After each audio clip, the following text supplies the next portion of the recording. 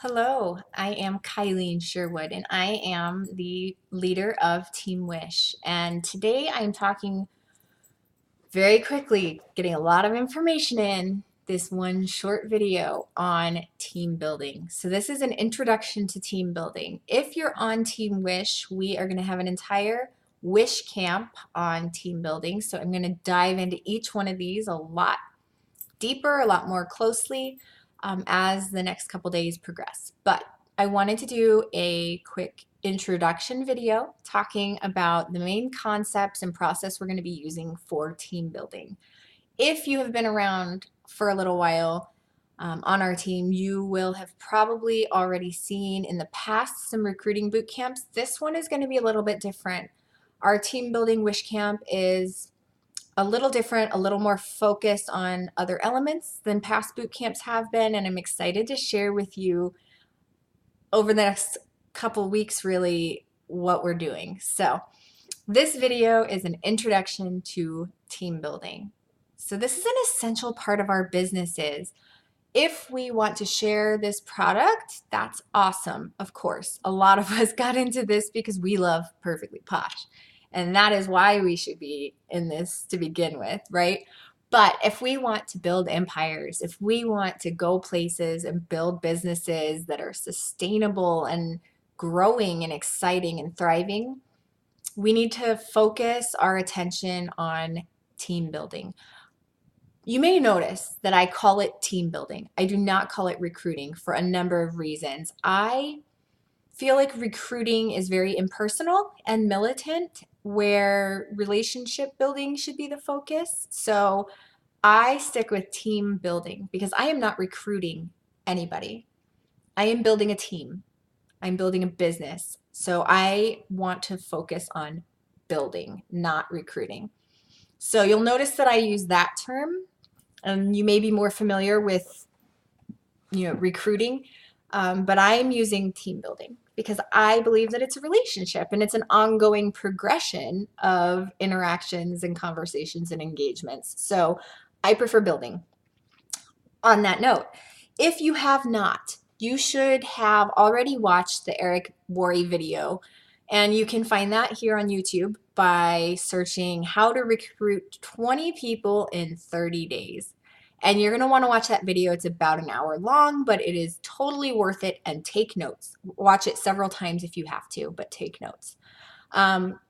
He goes through an entire process, and we stick pretty closely to his process for growing your team. I do have some other elements that I add in and some things that I tweak to kind of fit what we do with Posh a little bit better.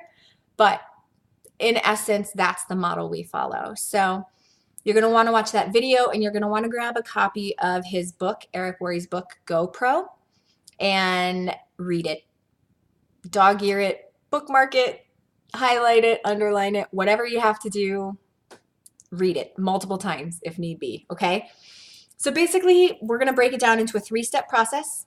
Nice and simple, not easy, simple. Anyone who knows my history, back in February, I decided to apply some of Eric Worre's process to my Perfectly Posh business. It was introduced to me through Leah Dalton in her recruiting boot camp back in February. I did recruit 19 people in 30 days, and so I know it's possible. I also know that it's a lot of hard work. So this is a commitment, and it's not going to happen unless you are invested. And we're talking financial investment, but really time investment. It is time. It's time consuming to do all of this, but it is worth it, and it will pay off.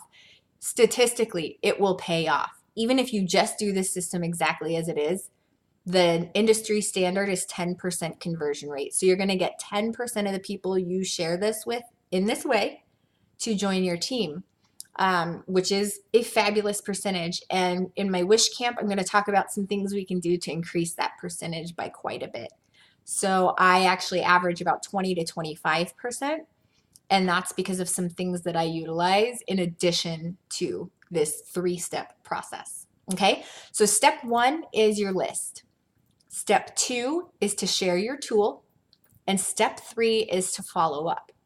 I'm going to break down these steps even in this video just a little bit, And then throughout the Wish Camp, we're going to dive into each one extensively. So let's start with step one, your list. Again, if you've been around this industry or anything like it for any amount of time, you've heard people talk about your list, and you may have heard them say your Frank's list. So friends, relatives, acquaintances, neighbors, your kids' people, or strangers or service providers. That would be your last S. So basically anyone and everyone you ever come in contact with. These do not have to be your best friends. They don't have to be people you talk to all the time. These are just people you know or come in contact with ever in your whole life. Okay, so this list should be at least 300 people long. I know, big, scary number. You might be thinking, I don't know 300 people. I'm going to challenge you and say you probably do. But let's say, just for entertainment value, that you don't know 300 people in the entire span of your life. That just means you need to expand your network. Okay, that just means you need to get out and meet some new people. So that would be your first step in building your list, is who do you know? Who have you ever run into ever in your life? Okay, step two is to look at who they know. So then go down your list. Who do those people know? And that expands your circle even a little bit more. Okay, and then the third step to list building is understand that it is a continually growing and evolving list. This should never be written once and then hung up on your clipboard and written and checked off as you go down the list. You should be adding new people to this list every single day. Okay, I know this sounds probably a little scary, but I promise once you get going, it is not as overwhelming as it sounds, okay? So that is step one. That's your list. That's it. Okay, so 3 steps in that. Who do you know? Everybody that you know, that you've ever met in your life. Who do they know? And then continually be adding to and building that list, okay? So step 2 then is to share your tool. What is my tool? You might be asking. If you're new to this process, you don't know what that even means. Okay, so for our business, for Perfectly Posh, our tool is our recruiting packet. And I have shared in other places like Posh Talk and in some of the training videos that it's all in the prep. So one of those P's is packets.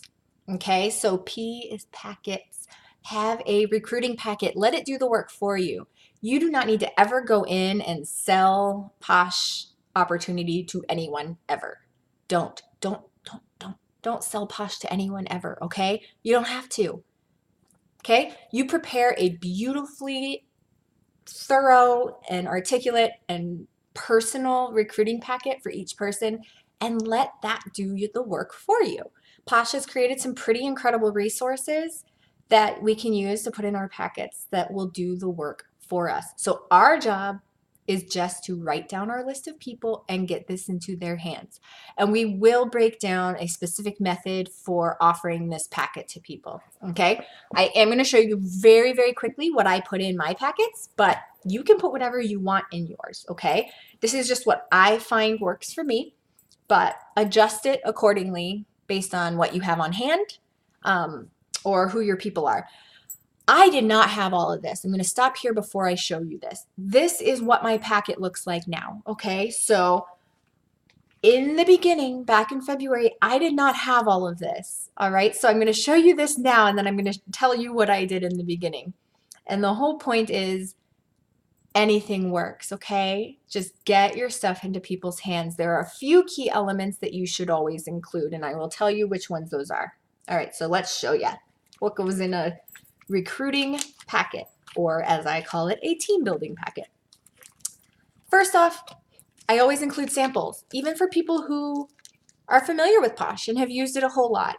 I still like to include a little sample pack for them to enjoy and get some pampering. If it is someone who does not know much about Posh, has never tried it before, or who has only tried a couple little things, I would also include just a little extra, maybe a little facial set or something extra. So more like a deluxe sample pack for those people. I always include a business card because you should always include a business card. I include something that's personally branded, something that just shows them that I do a little bit above and beyond. So for you, this could really be anything. It doesn't, and you don't even have to include this. This is one of those doesn't really need to be there items, but I have added over time. Then this beautiful packet from Posh. Start a pampering business with Perfectly Posh. This thing has everything in it and does all the work for you, okay? You do not need to give them a whole polka dotted guide. In the past I did. You don't need to now. You have all of it right here. Isn't Posh amazing? They give us everything we need. So these are available in the portal. You can also just print them out from the box. It takes a lot of ink, I will warn you. So I do recommend buying them if you can. I also include a Posh paper, always, just because this is a great introduction to our company, our values, what we look like, what we're handing out to customers. So I want them to have that on hand. And then a join my team. This is unnecessary in that it doesn't have to be perfectly branded in a nice little Vistaprint card, okay? I just want them to know why they should join my team versus joining anyone else's team, because there are now over 90,000 Posh consultants and they could join with anybody. So I want them to know why me, okay? Next up is handwritten thank you note. Again, mine is branded and I've made my own little cards. Posh has their own thank you cards, or you can just get some at Target. Okay, they don't need to be special or crazy or flashy, but just a handwritten thank you note. That's one that I consider essential. And guess what, guys? That's it. On my handwritten card, I would include, so on the back, mine is blank. I would include my why, my Posh why story, so that people know why I'm doing this. I don't want to just present Posh to them. I want to present me to them, because people buy you. They don't buy what you're selling. They don't buy the product. They buy you. So you want to be sure you're communicating in your recruiting packet who you are and why that matters to them. So here is our packet. That's it. See, nothing too crazy. Catalog, business book, handwritten thank you note, and samples with your business card. This is all that I would say is necessary. Okay, nothing, all the rest isn't. So like these branded things and like why join my team, you don't have to get a specific thing printed for these at all. And this can just be any thank you card. This is what I do now. I told you I would tell you what I did in the beginning as well. In the beginning, I didn't even have portal samples. And so you'll see here I have some handmade snarky bar samples and stripper in a Lacon. That's even nicer than what I had in the beginning, because I started when we didn't have like labels and Lacons and stuff sent to us in our starter kits. We had to buy all of those. And at that point I hadn't bought any. And so I had my little chunk samples wrapped up in little Ziploc baggies, and these did not have cute little branded sample stickers. I had plain white Avery 1-inch round stickers that I then hand wrote what it was on there. That's it. And I had pull-off sheets that I got at the dollar store instead of beautiful thank you cards, and I just wrote a letter to them. I wrote a note to them. I gave them a few samples, stuck it in a basic Walmart poly mailer, and I sent it to them with whatever brochures came in my starter kit. I believe they were something like this, maybe, like these basic pamphlets that came in my starter kit. That's what I did. And guess what? It worked, because it's not about the flashy pre-made stuff. It's about presenting something to them of value and nurturing that relationship. So that is your tool. So you want to create those, and remember that you're the messenger. You are not the message. You don't have to know everything. You don't have to have all the answers. You just have to create a packet that gives those to them. That's your job. So as a whole part of this tool, you need to learn how to tell your story. I mentioned putting your why in there. You have to learn how to tell your story in a compelling way, in a way that makes people curious and interested and see some value in how that might connect to them and their lives. So you want to be able to find a way to tell your story in a way that connects with people. You're going to notice a recurring theme throughout this video. Your job is connection. Your job is relationship. Your job is not to sell people on this opportunity. In fact, take it out of your vocabulary. Never, ever offer for someone to join your team. Take it out. Don't ask people to join your team, period. That is not what we do. So the final section here in the share your tool is that I would say prepare. Prepare. Prepare. Get all of these made up ahead of time. Keep at least 50 of them pre-made so that when it's time and you're ready to send them out to people, all you have to do then is write your thank you card to them, thanking them for taking a look at it. That's it. That's it. And then print your shipping labels and get that out to them. Prepare what your why is. Prepare that. Write it down. It should be 2 sentences that communicates who you are, what you do, and why it matters to them. Practice your why. Practice saying it. Practice writing it so that when someone asks you about it, you know.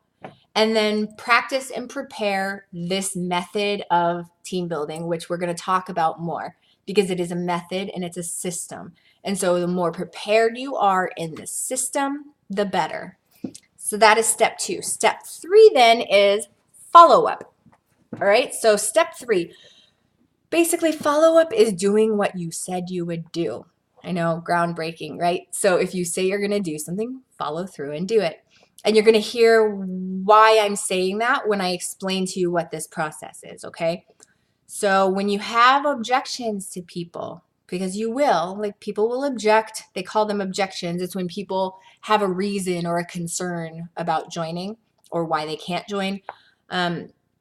Always remember to validate them, okay? That's my takeaway from this section on follow-up. Always validate them. Don't make them feel stupid or dumb or like they're completely wrong. Your job is to tell them, you know what, you're right. So if someone says, I am way too busy, your response might be, okay, tell me more about that. What do you mean by that? Have them tell you. And they're like, well, I work a full-time job. I have 3 kids. I'm involved in the PTA. We do soccer. I just don't really have time left over. So instead of going, well, you know, the busiest people in life get the most done. This is perfect for you. That's a spiel. We don't want to go there. Even if that's true, basically what you just did was tell her she was wrong. And we need to keep in mind that the people we're talking to here, we want to have ongoing, lasting relationships with because that's the goal. And if you start telling them they're wrong, that's not relationship building. So what I would suggest then, we're not going to go too deep into these communication pieces until our wish camp, but on this example, I would say something like, wow, you know what? You're right. You are super busy. I don't know how you do all of that. I really don't. And I thought I was busy when I started Posh and I owned my own company and have 3 kids that we homeschool. So, I mean, I totally get it too. I thought I was way too busy and you are definitely busy. Okay, so I'm not going to tell her she's wrong. I'm going to tell her, heck yeah, man, you are busy. Because the whole point is to create connection. But I might also throw in there, you know, I thought I was really busy too. And I was really excited to learn that I was still able to do this.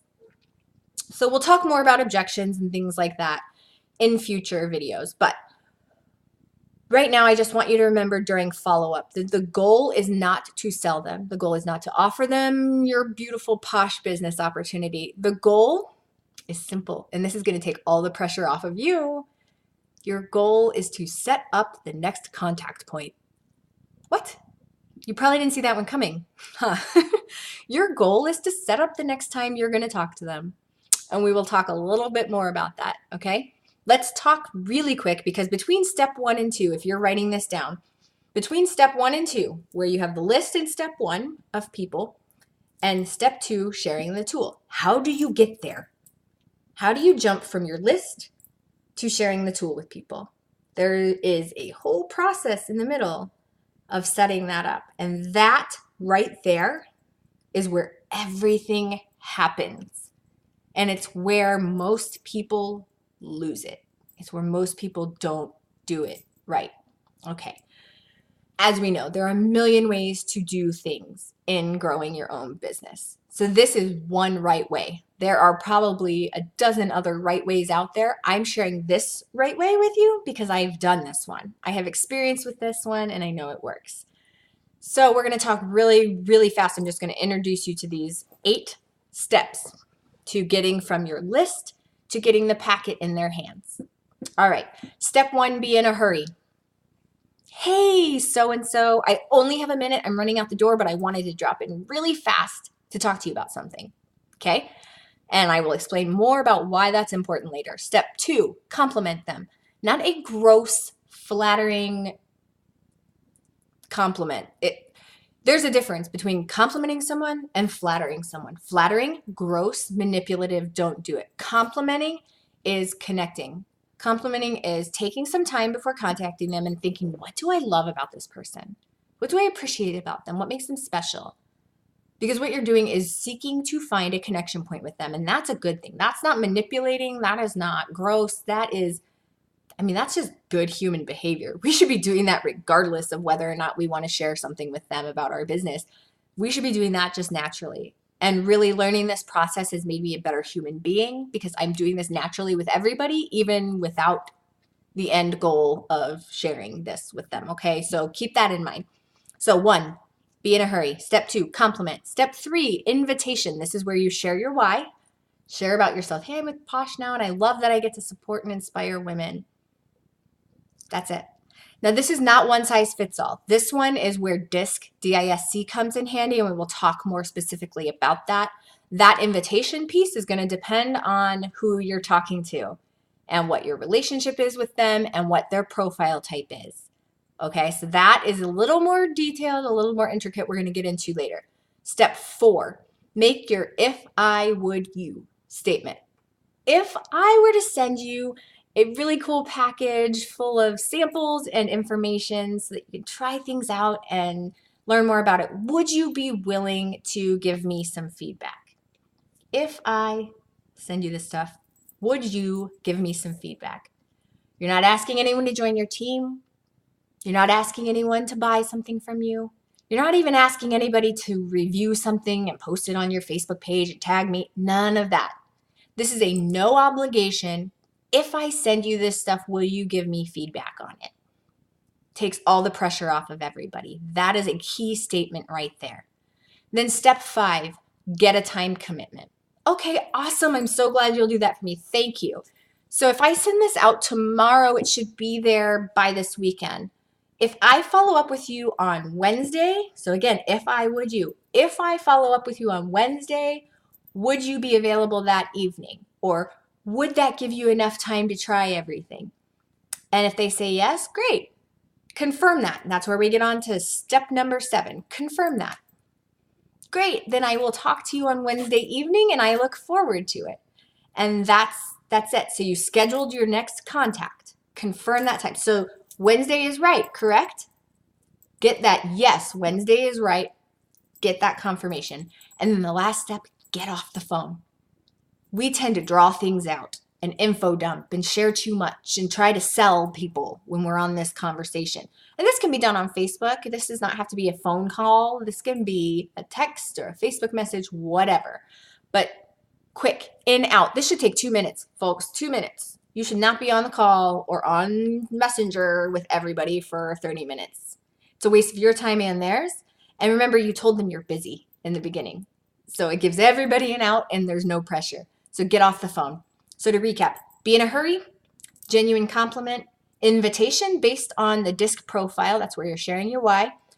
If I would you statement, get a time commitment, confirm that time commitment, schedule that next contact appointment, and then get off the phone. 8 steps, 2 minutes. Okay?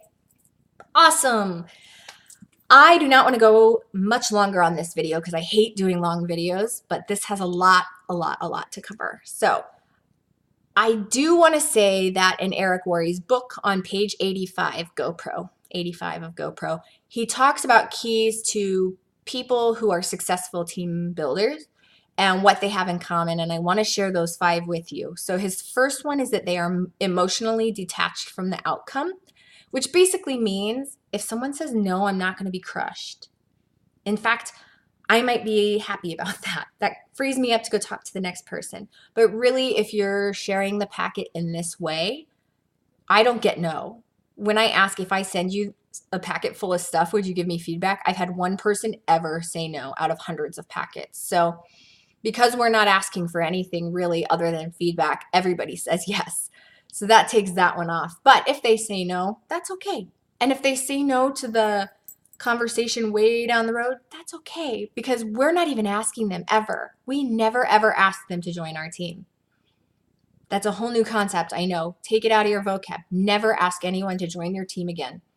And that helps right there. And so the outcome, when your goal is connection and relationship, then whether they ever ask about joining or not, you've won. You've succeeded because you've built a relationship with someone you might not have contacted otherwise. So it's win-win. Emotionally detach from that outcome and stop being afraid of hearing no.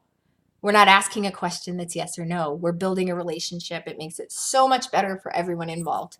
All right, number 2 is that they are assumptive in their approach, which means that good team builders assume that people are going to want to join.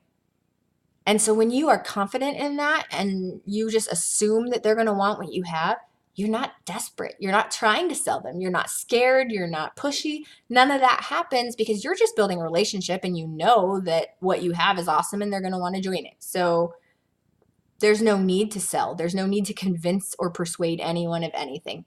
Number 3, promote yourself. So leaders promote themselves as much as they promote their opportunity or product. And that's a key right there. We're going to talk about a lot is branding. Who are you? Are you sharing that clearly and effectively with the people you're talking to? When you're building relationships with people, do they know you? Because they need to in order to trust you and be excited about joining. Okay. Number 4, they are prepared. As we talked about earlier, they are prepared. They know what they have to offer. They know what they're going to say. They have their packets ready. They have their list ready. They have their follow-up dates written down and ready to go. People who are successful team builders are prepared. And then number 5 is that they ask a lot of questions. They get to know the people they're talking to. They get to understand what might be their hangups. What do they care about? What do they love? What are they passionate about? Good team builders are good listeners. So those are your top 5 traits that you should be trying to build in yourself if you want to be a good team builder. So keep in mind, the goal is never to offer someone to join your team. Never even set up that question with a yes or a no. Never. Your goal is to build relationships by always setting up the next exposure. Statistically, people need 11 exposures to something before they get it. And using this method, people need 4 to 6 exposures before they ask about joining. And they will ask about joining. This whole process sets it up so that they are leading the process. You never have to worry about it. Because when you set up, hey, if I send this to you on Wednesday, would Friday be enough time for you to try everything? Well, yeah, that should be enough time. Awesome, then I'll just follow up with you on Friday. Now you're not sitting there on Friday going, oh, they got it a couple days ago. They haven't messaged me. Do they hate it? I wonder, why aren't they contacting me? Okay, should I wait another week before following up, or is that going to be too long? Should I follow up with them now? Oh, I don't want them to think that I'm bugging them. It takes all of that away. The moment you pre-schedule that appointment, when you follow this process, follow these steps, and it becomes second nature the more you do it. I promise once you get through a few of these people on your list, this becomes second nature. And when you start setting up this process this way, it takes the pressure off of everybody and it takes the guesswork out of this. All right, so that was a lot in 30 minutes. Stay tuned because we're going to have all of this broken down in much more detail. We're going to talk a lot more about disc profiles and how to apply that to these conversations. We're going to talk a lot more about follow-up and encouraging people to get what you're doing and understand who you are. So branding, we're going to talk a bit about that. And I hope that this is helpful. I know it was a lot. I would encourage you to go back and listen to it again and really take some notes and pause the video, restart the video, pause the video, restart the video so that you can get all of that stuff written down and out on paper, because this is something we're going to be doing over and over again. The good news is everything I've done is replicatable. It is all this system right here. I did nothing magical, you guys. I just worked this system 300 times so that I could get all the recruits that I wanted. So building your team is not magic dust. There is no secret dance or anything like that to make it happen. It's just replicating this system 300 times, okay? So go back, listen to this video, take lots of notes, and be prepared to dive in at our Wish Camp. All right, happy team building.